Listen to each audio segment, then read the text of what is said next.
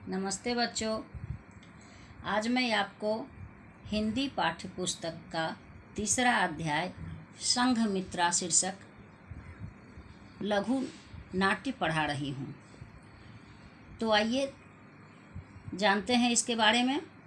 तो इसमें यह कोई कहानी नहीं है, बल्कि यह एक एकांकी नाटक है।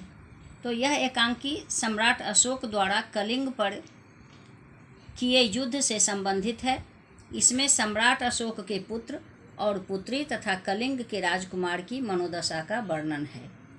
युद्ध में मारे गए इतने योद्धाओं के शवों से विचलित हैं। एक प्रकार से अशोक कलिंग का युद्ध जीतकर भी हार गए। वे अब कभी युद्ध न करने का वचन लेते हैं। तो यही सब इसमें बताया गया है। आइए अब हम जानते हैं। तो पहला दृश्य है, नाटक के पहला दृश्य में देखिए क्या होता है कि सम्राट अशोक के राजमहल का कक्ष है।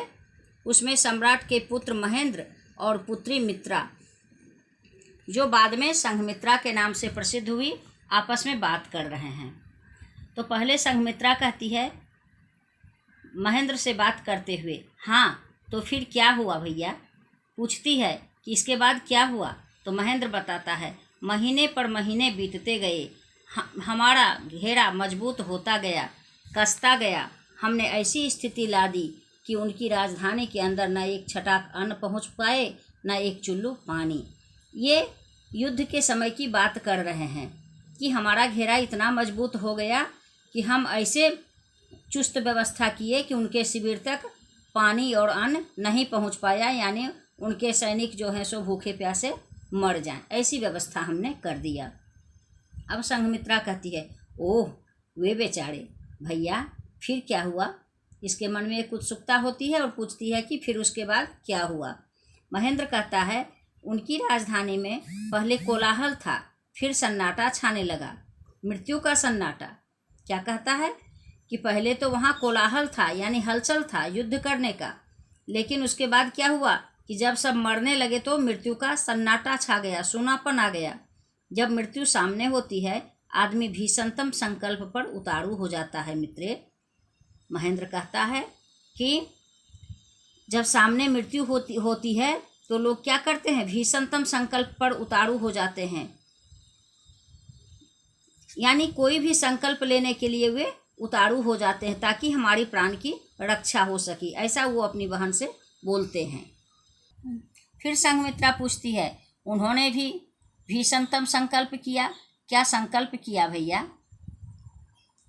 पूछती है कि क्या संकल्प किया। महेंद्र कहता है, एक दिन उनके दुर्ग का फाटक खुला, वे निकले तांबे के रंग के वे लोग। वे आदमी नहीं मालूम होते थे, तांबे की जीवित प्रतिमाएं, सुघड़ सुंदर चमकीली।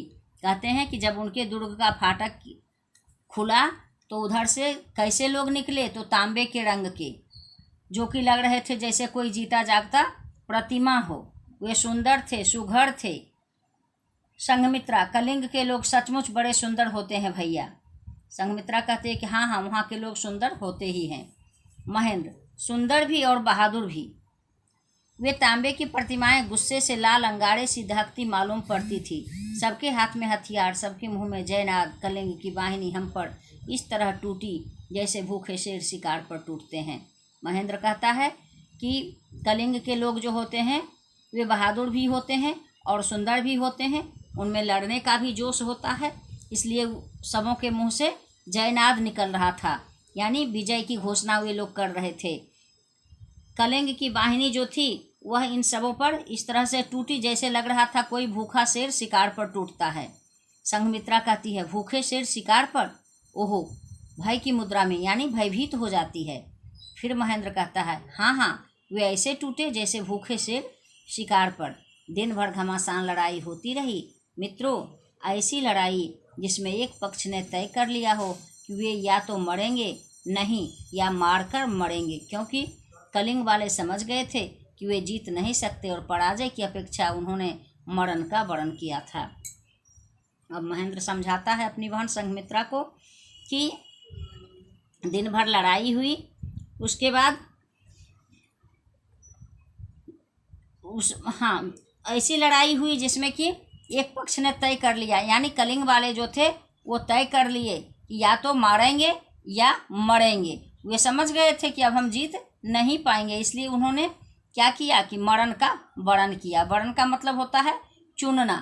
तो दो में से उन्होंने एक को चुना कि अगर जीत नहीं होगी तो प्राण त्याग देना ही अच्छा है।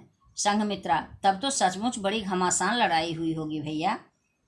फिर महेंद्र कहता है, बड़ी घमासान। जब शाम को हम विजयी हुए तो पाया कि हम मुर्दों के देश के राजा हैं। उफ, रक्त का समुद्र हिलोड़े ले रहा था। मानवता चीख पुकार कर अंतिम दम तोड़ रही थी। महेंद्र बताता है उस समय का दृश्य और कहता है कि जब हम विजय हुए, यानी जब हमारी जीत हुई, तो हमें ऐसा लग रहा था जैसे हम मुर्दों के देश के राजा हैं, यानी सभी लोग मर गए थे, बल्कि केवल यही सब जिंदे थे। मानवता चीख पुकार कर अंतिम दम तोड़ रही थी। मानवता यानी हम मानवों का जो गुण होना चाहिए, मानव का जो धर्म होना चाहिए, वह लग रहा था जैसे खत्म हो गया है। संघमित्रा, रक्त का समुद्र? ओह! संघमित्रा आश्चर्यचकित हो जाती है रक्त के समुद्र की कल्पना करके। महेंद्र, हाँ हाँ मित्रे, रक्त का समुद्र। जिसने उस समुद्र को देखा उसका कलेजा स्थिर नहीं रहा। पिताजी फूट फूट कर रोने लगे और स्वयं राजा भी, जो महेंद्र और संघमित्रा के पिता थे, सम्राट अशोक, वे भी उस दृश्य को देख करके रोने लगे। संघमित्रा आश्चर्य से पूछती है, पिताजी रोने लगे? महेंद्र, हाँ मित्रे, रोने लगे। बच्चों सा बिलख बिलख कर, जिन्होंने अपने भाइयों की हत्याएं करवाई थी, जिनकी वीरता क्रूरता की भी सीमा पार कर गई थी, वे ही पिताजी बच्चों से बिलख बिलख कर रोने लगे और हिचकियों से कहा, चलो पाटलिपुत्र, आज से हम युद्ध नहीं करेंगे।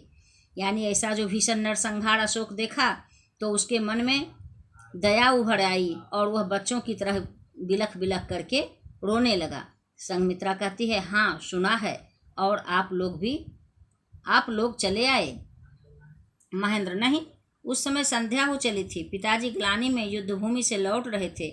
मैं उनके साथ था कि अकस्मात कुछ शब्द हुआ और हमने पाया जैसे मुर्दों के बीच से कोई उठ खड़ा हुआ हो।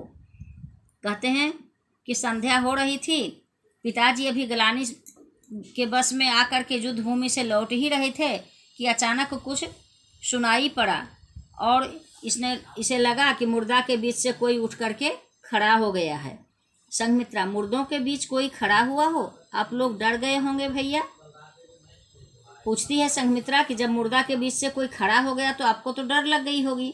महेंद्र कहता है, पगली, मर्द डरा नहीं करते। संघमित्रा, मर्द नहीं डरते? ओहो, अच्छा, तो आगे क्या हुआ भैया? फिर महेंद्र कहता है, मालूम हुआ एक लाश उठ खड़ी हुई, चीखी, हमारी ओर बढ़ी तीर की तरह और उसने पिताजी पर वार कर दिया। महेंद्र कहता है कि ऐसा लगा कि एक लाश उठ करके पिताजी पर वार किया। संघमित्रा कहती है, अरे अरे। फिर महेंद्र कहता है, किंतु तलवार कहाँ थी? थी सिर्फ मूठ। पिताजी की ढाल पर ठस सा शब्द हुआ और वह लाश आप ही बहरा पड़ी और थोड़ी ही देर में लाश पिताजी के कंधे पर ढोई जाकर हमारे शिविर में थी। लाश में अब भी सांस थी। पिताजी ने तुरंत चिकित्सकों को बुलाया और आज्ञा दी, इसे अच्छा करना ही है तुम्हें, कलिंग का यही उपहार लेकर मुझे पाटलिपुत्र लौटना है। उस लाश को जब उठाते हैं तो क्या देखते हैं कि वह लाश जो है उसकी सांसें चल रही है, इसलिए सम्राट अशोक ने उसे उठा करके शिविर में ले आया और चिकित्सक को बुला करके उसकी चिकित्सा करवाने लगा और कहा कि अगर यह ठीक हो जाएगा तो मैं कलिंग का उपहार समझ करके इसे पाटलिपुत्र ले जाऊंगा। संघमित्रा कहती है, उसका क्या हुआ? वह कौन था भैया? महेंद्र कहता है, उसका जो कुछ हुआ सामने देखो, प्रकोष्ठ की ओर इंगित करता हुआ, और प्रकोष्ठ यानी आंगन की तरफ इशारा करते हुए कहता है, वही नीलमणि है, कलिंग के प्रतिहिंसा की जीवित प्रतिमा और पिताजी के आध्यात्मिक कायाकल्प का चलता फिरता प्रमाण। देखो वहाँ प्रकोष्ठ के सुनसान कोने पर निश्चल खड़ा हुआ किस तरह गंगा की ओर घूर रहा है। नीलमणि की ओर इशारा करता है महेंद्र और बताता है कि इसी को देख करके, इस घटना के बाद ही पिताजी का जो था आध्यात्मिक कायाकल्प हो गया।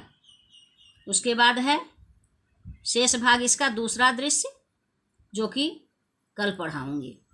धन्यवाद।